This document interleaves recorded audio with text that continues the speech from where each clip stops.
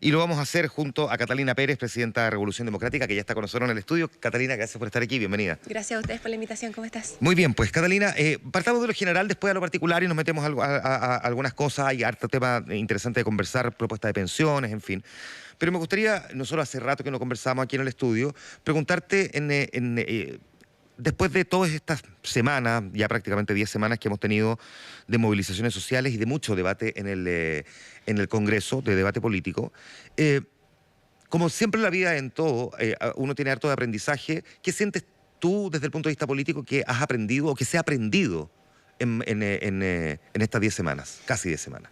Uy, yo creo que como aprendizaje quizás histórico para el país, esto tiene que ver con cómo concebimos los límites de la democracia, con cómo entendemos el rol de la ciudadanía, una ciudadanía que muchos de nosotros hacíamos la evaluación que a partir del 2011 comienza a percibirse como un movimiento social que no solamente quiere estar desde el lado de la impugnación o desde el lado del reclamo, desde el lado de la calle, sino que también quiere tener incidencia directa en la toma de decisiones. Y para muchos de nosotros eso tiene que ver con cómo finalmente casi termina la transición y comienza una suerte de democracia material o la problematización de la materialidad de la democracia más que la formalidad de la democracia. Y yo creo que ese es un proceso de acumulación que hoy día se consolida y que exige al mundo político institucional. Digamos, a mí no me gusta esa división de lo social y lo político como si en la calle no se hiciese política, digamos, en la calle también se hace política. Pero y nos además exige... siempre como esa sensación de que cuando uno habla de política, y especialmente la política en la calle, o la ponen ideológicamente en un lado, o como si la política fuese algo malo. Además, como si la política fuese algo malo o como si la calle fuese una sola masa uniforme. Exacto. Como si toda la ciudadanía pensase lo mismo. Es como cuando hablamos del pueblo mapuche y decimos, no, es que el pueblo mapuche, como si el pueblo mapuche tiene que organizarse y elegir su representante. Y ahí nos decían como, pucha, si el pueblo mapuche es diverso, tiene también sus diferentes visiones respecto a la relación de la institucionalidad. Bueno, lo mismo pasa con la ciudadanía movilizada. Y desde esa perspectiva yo creo que el mayor aprendizaje que hoy día podemos abrazar quienes estamos recién involucrándonos en política más institucional o quienes somos conglomerados nuevos o también la política tradicional tiene que ver con no subestimar al pueblo movilizado y entender de que los límites de la democracia los ponemos un poco nosotros y que la gracia, creo yo, de un sistema institucional y de una perspectiva de fortalecimiento de la democracia tiene que ver no con cómo se ejerce el derecho a voto y con cómo nos preocupamos de la abstención electoral solamente, sino también cómo la gente, las organizaciones sociales, las dirigencias intermedias, los grupos intermedios reconocidos incluso por esta misma Constitución que no nos gusta, es parte también directa de la toma de decisión. ¿Tú eres de las que cree que se exageró cuando algunos decían que las movilizaciones, el estallido, la violencia y las exigencias en la calle pusieron en riesgo la institucionalidad democrática chilena? Yo creo que la pusieron en jaque y que la tensionaron. No sé si la pusieron en riesgo. A mí no deja de sorprenderme el miedo que tenemos, la cantidad de veces que han desalojado el Congreso en Valparaíso por miedo a que la marcha llegue a las puertas del Congreso o las veces que todos corren despavoridos en el Congreso, en el ex Congreso en Santiago, porque una movilización llega al parque, digamos, a la antesala. O sea, no entiendo el miedo que le tenemos a la gente, el miedo que le tenemos a la opinión mayoritaria expresada en la calle. Si no somos capaces de recomprender esa relación, la política en Chile se queda corto y además tampoco deja de sorprenderme que no veamos como cíclicamente cómo esto avanza. Si esto no es un estallido que se produce de la noche a la mañana porque la gente de repente despierta y dice, mira, sabes que quizás las condiciones de vida materiales que tengo, el modelo neoliberal, no me gustan. No, este es un proceso de acumulación, de crisis en las instituciones, de crisis en la democracia, de crisis en la representación cuando los políticos ganamos 40 veces más lo que gana una señora con el sueldo mínimo. Entonces, yo creo que no comprender esa relación es lo que en el fondo va a hacer de un proceso solo destituyente y no lo va a lograr conformar o convertir en un proceso constituyente, que yo creo que es la pelea que muchos de nosotros estamos dando hoy día. ¿Cómo lo has vivido desde dentro del Congreso, entonces, en estas 2 meses y un poquito más? Desde la lógica del debate parlamentario. ¿Cómo lo has vivido? Miremos el vaso medio vacío, pero también, si se puede, luego el vaso medio lleno. ¿Qué te ha faltado y qué, en cambio, sí te ha devuelto, por decirlo de alguna manera, el alma al cuerpo? Yo creo que en primer lugar ha sido difícil para muchos de nosotros comprender esta relación de cómo estar en el lado de la institucionalidad en el momento en que más se impugna la institucionalidad desde sectores que nosotros sentimos propios, digamos. Entonces creo que nuestra responsabilidad ha sido cruzar cruzar ríos, atrevernos a conversar con la vereda del frente para que el Congreso escuche a la ciudadanía y ser un poco mediador de esa relación. En ningún caso portavoz. A mí no me gusta como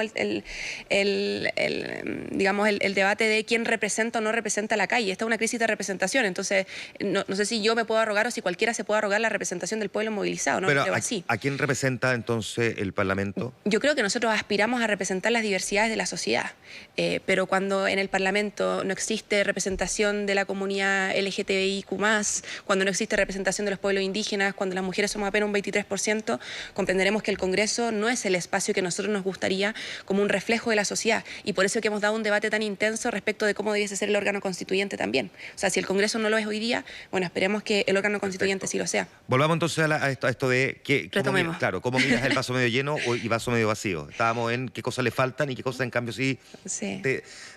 Te reencantan desde el punto de vista de lo que finalmente tú eliges como opción. Políticamente, tratar de alguna manera de interpretar a una parte de la ciudadanía al menos. Yo creo que el vaso medio vacío está dado por el temor, lo que yo me refería en un comienzo, como el temor al cambio finalmente, como esta política institucional movilizada un poco por el miedo al fuego, por el miedo a la calle, por el miedo a la gente, por el miedo a la tensión, por el miedo a la no reelección, digamos, más que la defensa de las propias convicciones. Y por otro lado, tratando de hacer el símil por el lado del vaso medio lleno, yo creo que esto ha servido además mucho para impugnar a la clase política en torno a el compromiso con las propias convicciones a su vez. O sea, esa tensión de partidos como la Democracia Cristiana o de partidos como el Partido Socialista incluso, y no lo digo como algo peyorativo, lo digo muy por el contrario, como un proceso de aprendizaje, como un proceso de reencuentro con lo que quizás fueron las bases de fundación, digamos, de algunos conglomerados o partidos y que hoy día tienen que decidir de qué lado quieren estar. Ahora, el Frente Amplio en su conjunto ha vivido también este debate. Por supuesto. Lo vivió para el 15 de noviembre. Ya vimos lo que pasó con Convergencia Social, donde Gabriel Boric se termina sentando en la misma mesa en la que estabas tú como diputado y no como presidente o representante de su partido, porque se había tomado ahí una decisión distinta respecto del acuerdo sobre este plebiscito para una nueva constitución.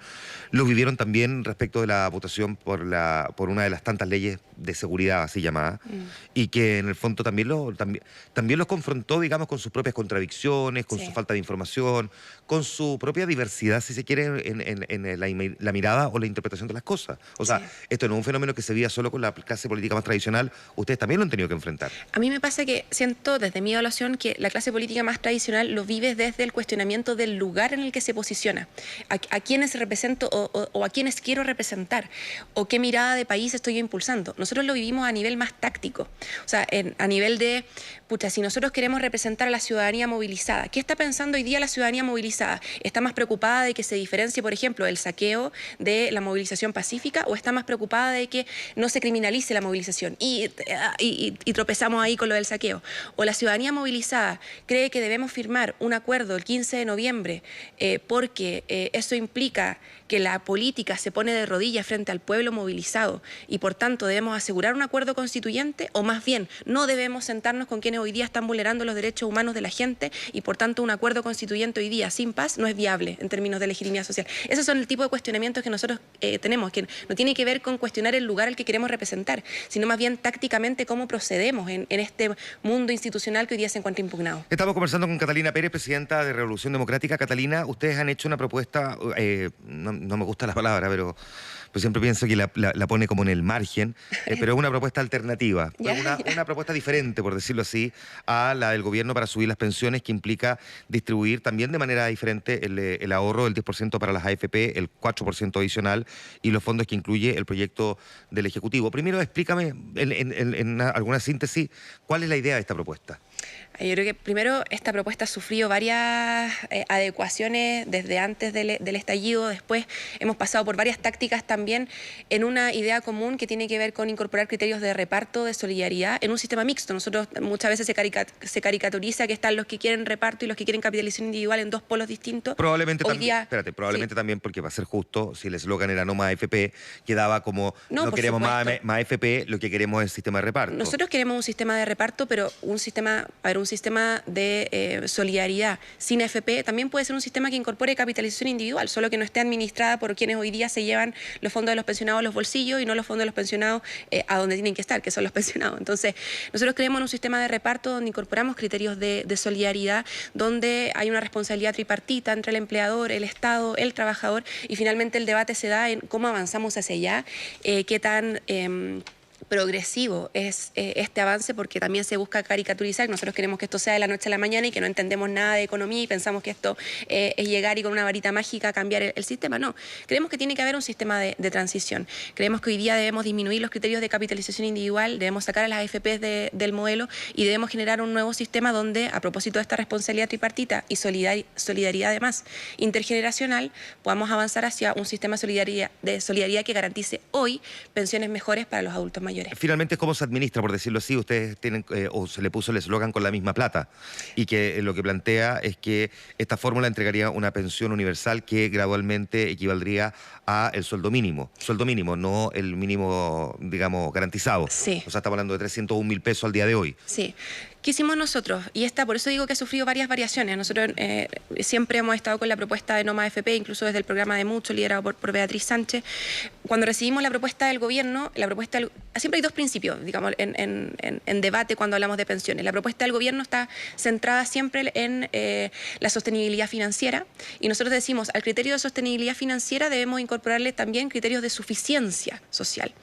¿Qué pasa? Estos son dos principios siempre en tensión, porque tenemos que entregar más plata, y eso pone en tensión económicamente qué tan sostenible es hacia adelante. El gobierno solo se fija en una cosa, a nuestro juicio, la sostenibilidad financiera, y no se fija en la suficiencia económica, y eso pasa, y lo que eso produce es que hoy día el 50% de los nuevos pensionados alcance a autofinanciar una pensión de 17.000 pesos en el caso de las mujeres, o 25.000 pesos en el caso de las mujeres, y 117.000 pesos en el caso de los hombres. Entonces, nosotros decimos, con la misma plata que el gobierno pretende invertir en generar esta reforma al sistema de AFP, pensando y saliendo de la trinchera ideológica que el gobierno tiene respecto a la mantención de las AFP, podríamos garantizar hoy día no solamente sostenibilidad financiera, sino que también suficiencia económica de las pensiones. Ahora, yo leí anoche la propuesta en detalle, y salvo que haya leído mal o que me haya quedado con una síntesis ejecutiva, que no era el caso, no encontré el detalle de la metodología ampliada para poder justificar los supuestos que ustedes plantean. La metodología en estricto rigor en el proyecto no venía.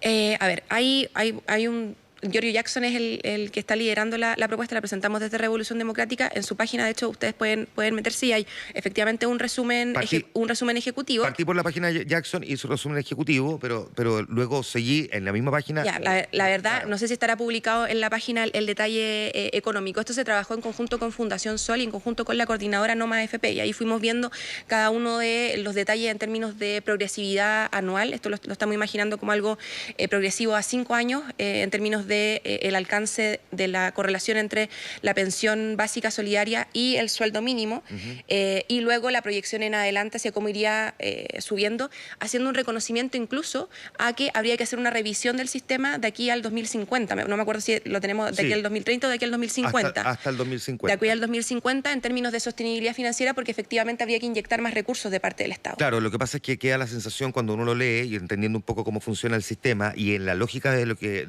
ustedes están planteando, más allá de la evidente necesidad de corregir el sistema, de mejorar las pensiones,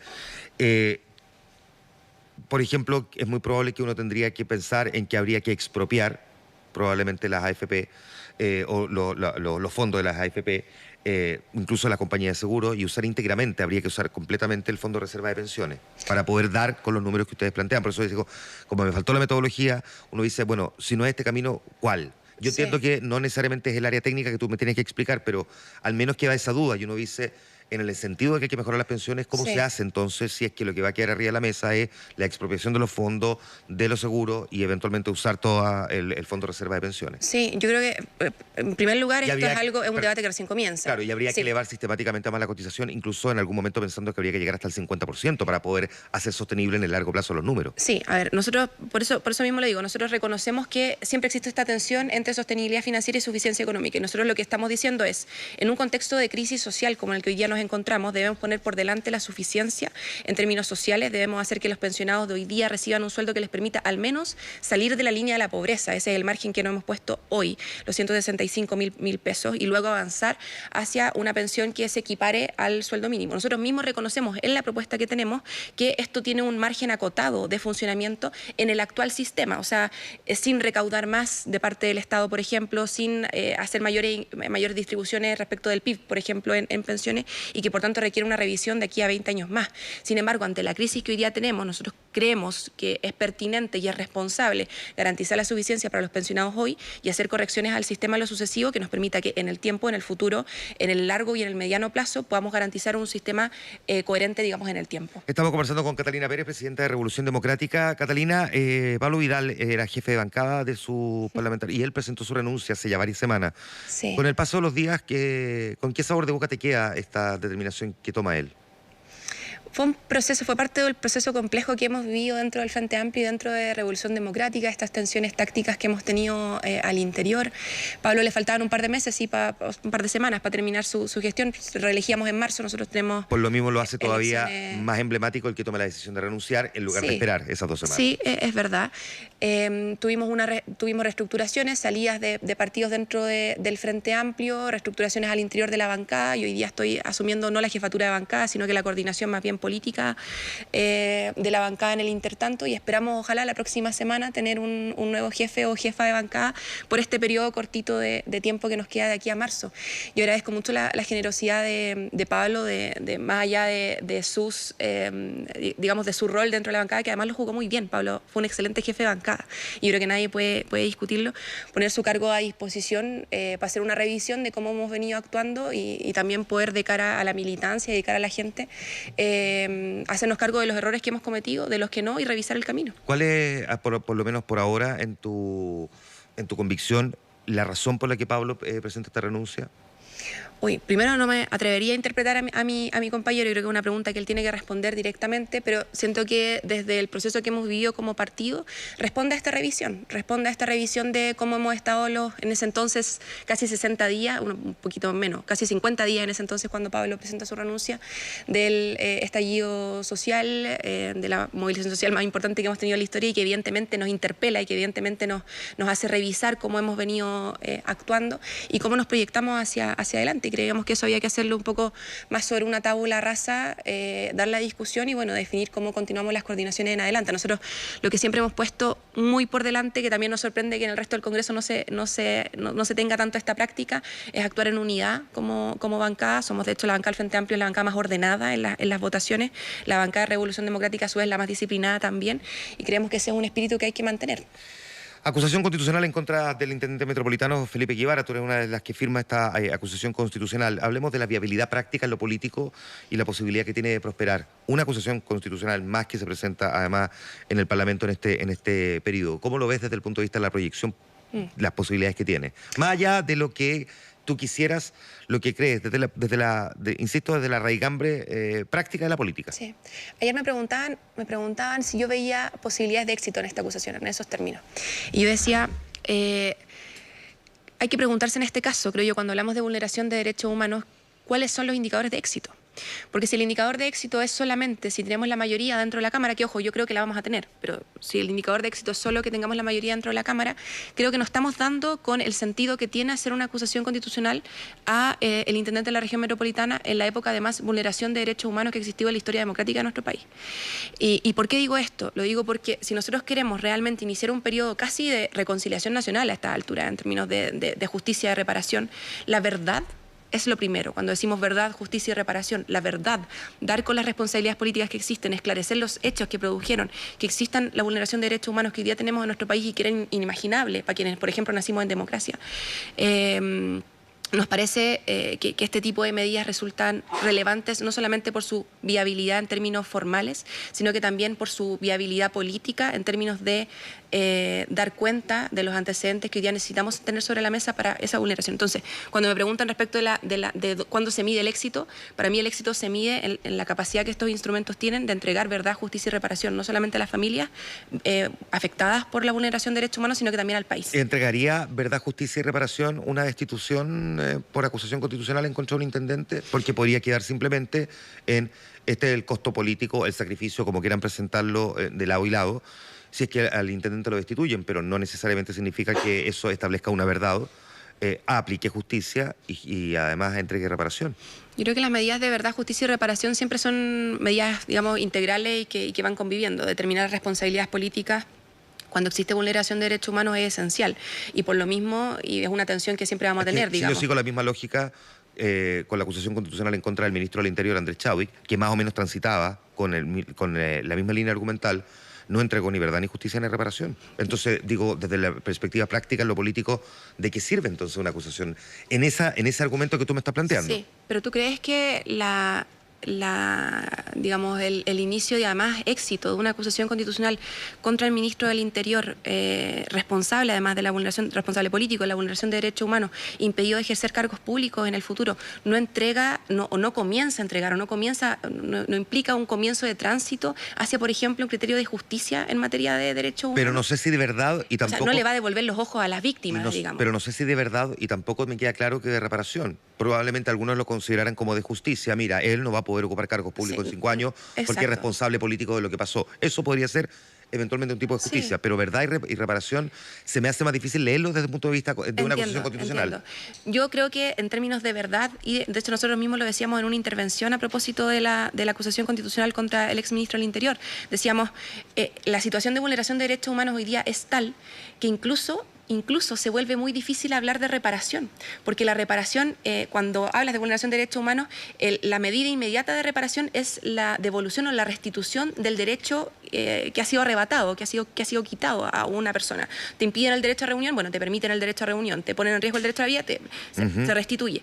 ¿Cómo le restituyes tú los ojos a Gustavo Gatica? ¿Cómo le restituyes tú los ojos a los más de 200 personas que han sufrido daño ocular hoy día? Hoy día incluso el criterio de reparación en Chile, y por eso la gravedad de la vulneración de derechos humanos que hoy día se produce. Pero respecto a la acusación constitucional, para volver a tu pregunta, en términos de verdad, porque nos permite hacer una revisión de los antecedentes, hacer un juicio político de pertinencia respecto de la acusación y además determinar las responsabilidades que continúan extendiéndose lamentablemente, yo creo que sí sirve en términos procedimentales y en términos de justicia, por lo que tú mismo señalabas. ¿Compartes el anuncio o qué opinión te merece el anuncio del Partido Comunista hace un par de días de estudiar llevar al presidente de la República a la Corte Penal Internacional? Nosotros mismos hemos dicho que una arista que falta explorar, y en muchos casos además hay que explorarla habiendo agotado las vías internas, es justamente la jurisdicción internacional. Yo, y lo digo muy responsablemente, creo que aquí existe responsabilidad del Estado de Chile. Yo no sé si esa responsabilidad del Estado de Chile se tiene que reflejar en la figura del presidente en términos, digamos, procedimentales, o si tiene que reflejar, por ejemplo, en medidas precautorias de carácter, digamos, preventivo de la Comisión Interamericana de Derechos Humanos. Como ha ocurrido con otros fallos en otras oportunidades y en casos distintos. Exactamente. Y por último, antes que se nos vaya el tiempo, déjame preguntarte sobre el anuncio de la ACES de funar la PSU lunes y martes, porque lo confirman en el punto de prensa que hicieron en el día de ayer su vocero. ¿Qué opinión te merece el que se pretenda funar a los que van a rendir la prueba de selección universitaria? Porque la funa al final será a ellos, no va a ser a la PSU, va a ser a los estudiantes que, les gusta o no, es el mecanismo que les tocó y se han tratado de preparar para poder acceder en el modelo que tenemos a la educación superior y que por lo tanto le agregan un elemento de angustia adicional el lunes y martes. ¿Cuál es tu opinión al respecto?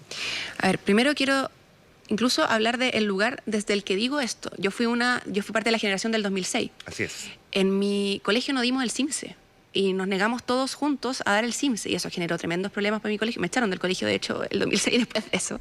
¿En qué curso estás? En segundo medio. Segundo medio, nos tocaba el CIMSE ese año. Entonces, desde ese lugar, desde quienes siempre nos hemos opuesto a las pruebas estandarizadas de selección, los que siempre nos hemos opuesto al CIMSE, a los que no creemos en la PSU, yo creo que, pero versus creemos...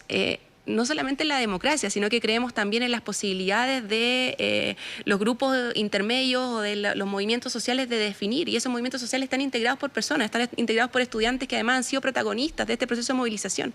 Y si hoy día ponemos a estudiantes contra estudiantes, además el momento creo que ha sido de lo más angustiantes que un joven podría vivir en su vida, me parece que es del todo como incorrecto, y además es no leer como quién es el, no me gusta esta palabra, pero quién es el enemigo en el fondo, quién es el adversario. Realmente el adversario es el estudiante que quiere ir tirada en la PSU? ¿O en realidad debiésemos estar enfocándonos en un gobierno que tiene un porcentaje de aprobación que apenas alcanza los 2 dígitos? Por lo tanto, ¿no estás de acuerdo con la No denuncia? estoy de acuerdo, no estoy de acuerdo y creo que además la funa o esta lógica de funa tampoco me parece el modo de hacer política, lo entiendo, comprando la rabia, pero no me parece el modo de hacer política y dar un debate democrático finalmente. Muy buena conversación, Catalina Pérez, presidenta de Revolución Democrática, esta mañana aquí en Radio Infinita. Te agradezco un montón el que hayas estado sentada aquí con nosotros en el estudio. Muy buena, la pasé muy bien, muchas gracias. Muchas gracias, Catalina.